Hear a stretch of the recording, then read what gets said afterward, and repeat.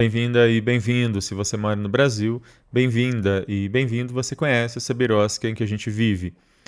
Hoje eu vou falar sobre uma questão que tem uma discussão maior, que é o fato de que mulheres no Brasil trabalham e não têm reconhecido parte desse trabalho, não têm reconhecido os benefícios, sejam salariais, sejam previdenciários, né? O trabalho doméstico da mulher ele não é reconhecido, apesar então dela fazer dupla ou tripla jornada de trabalho, porque ela muitas vezes trabalha fora. Mas nesse caso aqui, a gente tem um reconhecimento do vínculo de emprego de uma ex-esposa que trabalhava como secretária do agora seu ex-marido.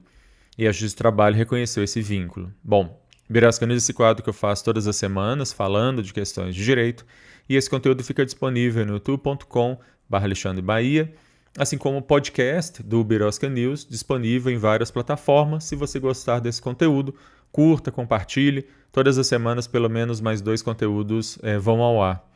Pois bem, como eu disse, 48 anos depois, a Justiça do Trabalho finalmente reconheceu o vínculo de emprego que uma mulher manteve como secretária do seu marido, do seu então marido, que é médico.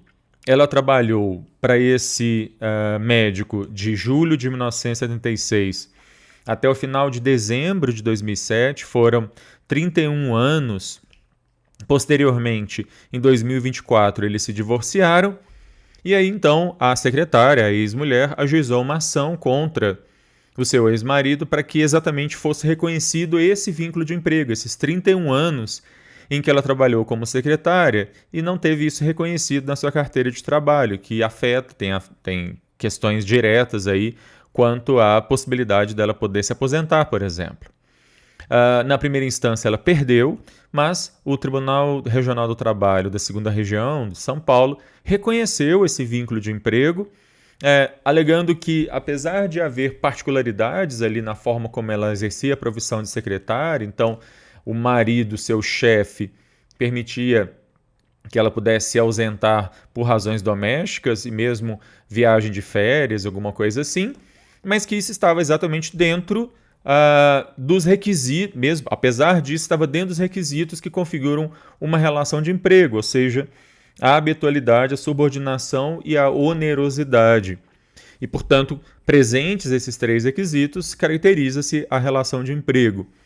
O TRT usou um princípio chamado princípio da primazia do real sobre a forma, pela qual testemunhas e documentações indiretamente mostraram que ela exerceu esse trabalho durante todo esse tempo, apenas que não teve reconhecido isso, e aí então houve a condenação para que o ex-marido faça a anotação na carteira de trabalho da ex-mulher por esses 31 anos de trabalho não reconhecidos até então.